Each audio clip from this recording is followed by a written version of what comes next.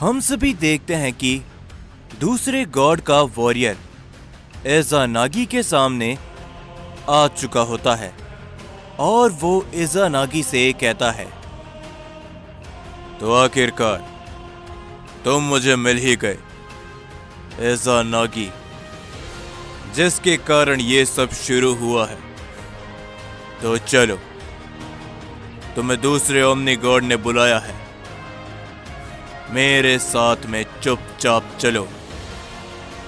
जो सुनकर इज़ानागी मुस्कुराते हुए कहता है, वाकई में तुम्हें लगता है कि मैं तुम्हारे साथ इतनी आसानी से चलूंगा, जबकि तुमने मेरे मल्टीवर्स के अंदर आकर मेरे भाई के ऊपर हाथ उठाया है। इतनी आसानी से तो मैं तुम्हारे साथ बिल्कुल भी नहीं चलने वाला, ताइजू। और तभी हमें मालूम चलता है कि उस शख्स का नाम ताइजू है। और तभी ताइजू कहता है,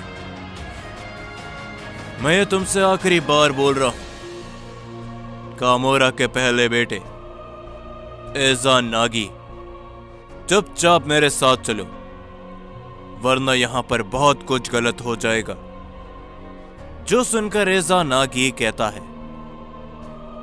मैंने तुमसे कहा ना कि मैं तुम्हारे साथ नहीं चलने वाला।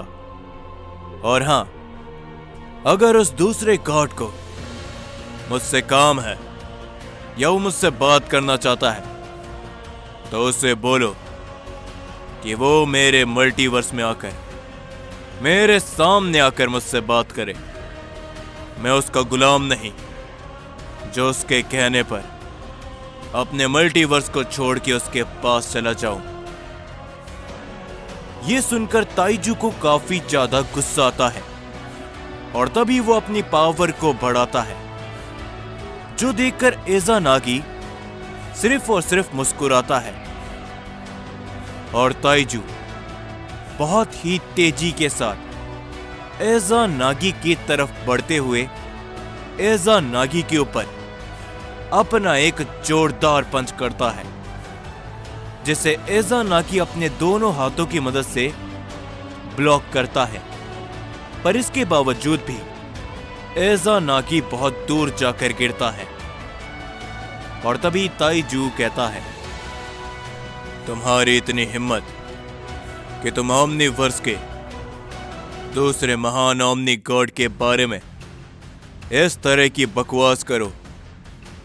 इज़ानागी, शायद तुम भूल रहे हो कि तुम भी हम गॉड्स में ही शामिल हो। हम देखते हैं कि आका गिनु भी कहता है, उसने बड़े भाई को इतना दूर फेंक दिया, वो भी एक ही हिट पे। बड़े भाई, क्या आप ठीक हो? पर तभी हम देखते हैं कि इज़ानागी अपने ऊपर से धूल हटाते हुए कहता है, बिल्कुल आका गिनु, चिंता मत करो और पीछे हटो। ताइजू काफी ताकतवर है, लेकिन शायद तुम मेरे बारे में भूल रहे हो कि मैं कौन हूं। ताइजू, मैंने ओमनी गॉड्स को त्याग दिया है, समझे?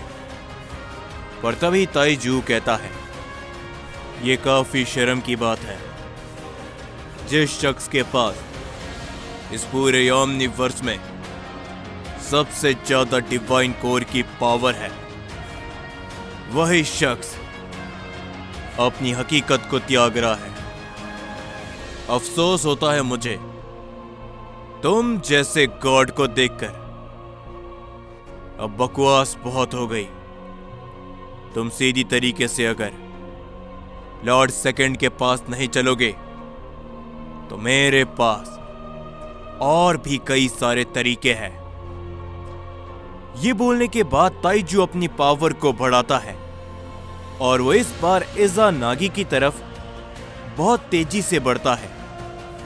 लेकिन इज़ानागी भी उसके ऊपर अपने की ब्लास्ट से अटैक करता है, जिस हमले को अवॉइड करते हुए ताइजू दोबारा इज़ानागी के ऊपर अपना जोरदार पंच करता है लेकिन एजा नागी पीछे हटते हुए ताइजू के वार से बचता है और ताइजू जैसे ही एजा नागी के ऊपर अपना हमला करता है, एजा नागी का वो की ब्लास्ट घूमते हुए ताइजू से जा टकराता है, जिससे ताइजू काफी पीछे हटता है और एजा नागी मुस्कुराता है।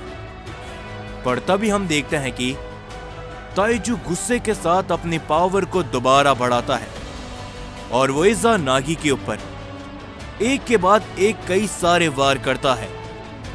पर एजा नागी उन सभी वार से बड़ी ही आसानी से बचता है और इस बार वो ताइजू के ऊपर अपना जोरदार हिट करता है, जिससे ताइजू बहुत दूर जाकर गिरता है और वहां पर एक धमाका होता है।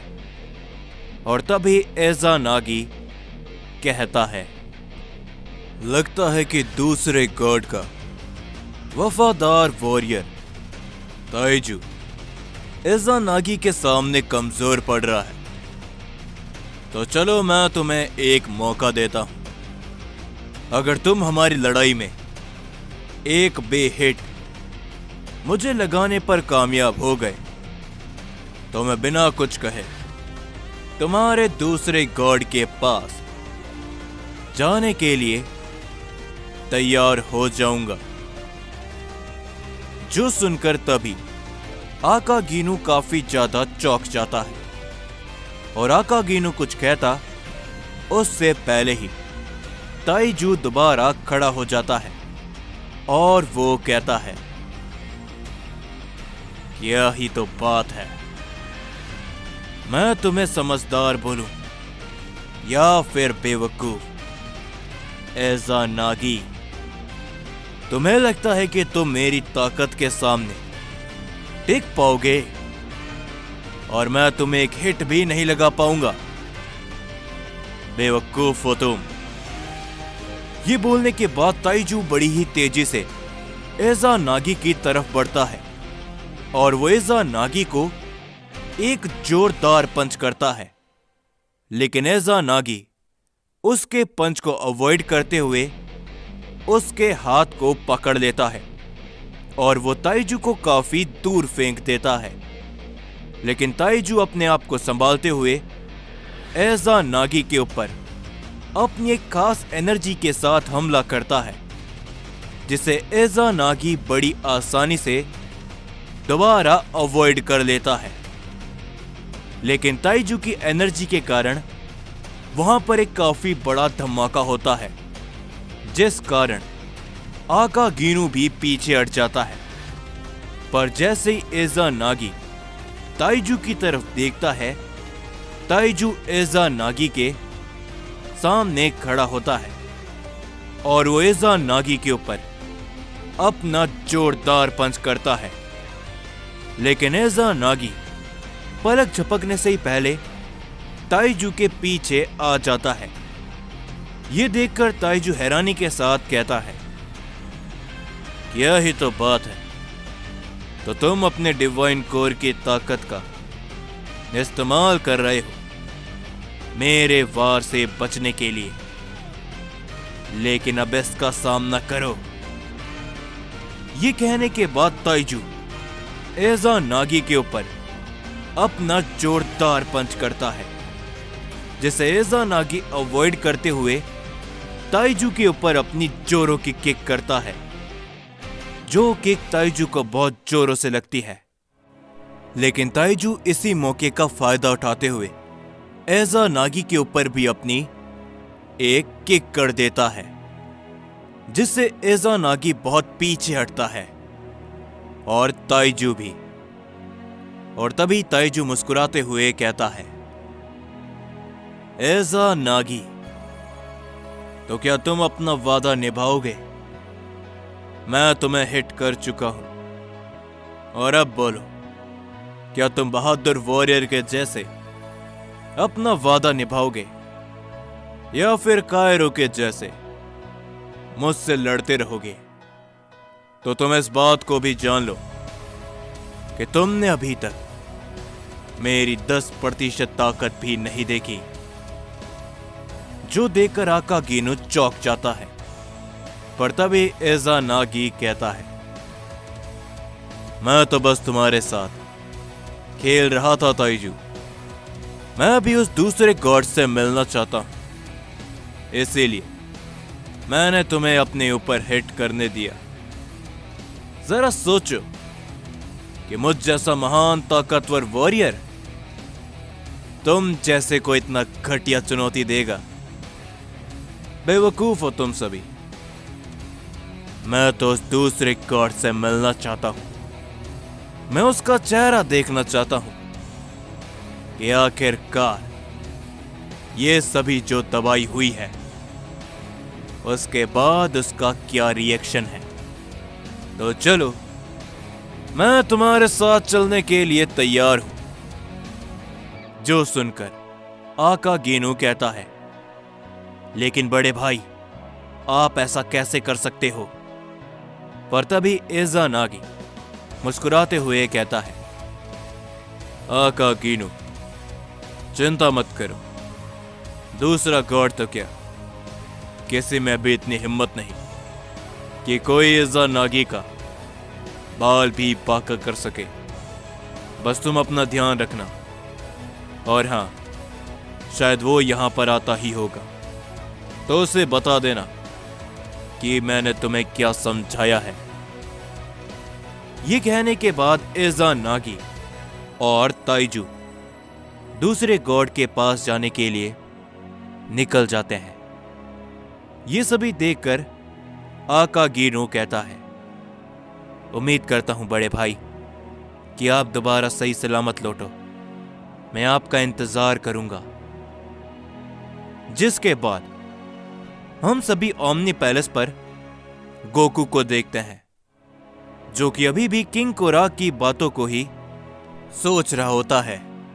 पर तभी अकीरा गोकू के पास आते हुए कहता है, क्या मैं जान सकता हूं गोकू कि आखिर तुम क्या सोच रहे हो?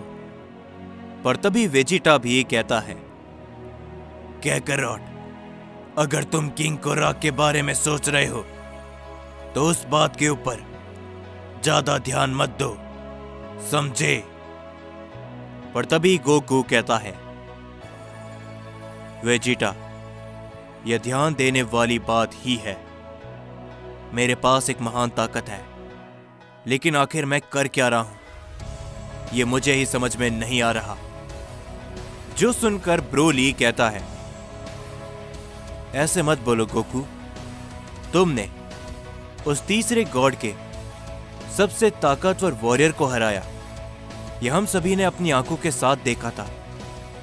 तो तुम अपना काम बखूबी कर रहे हो। पर तभी यामोशी कहता है, तुम सभी गोकू को मत रोको, वो एकदम सही कह रहा है। उसे अपनी ताकत को और भी ज्यादा बढ़ाना होगा।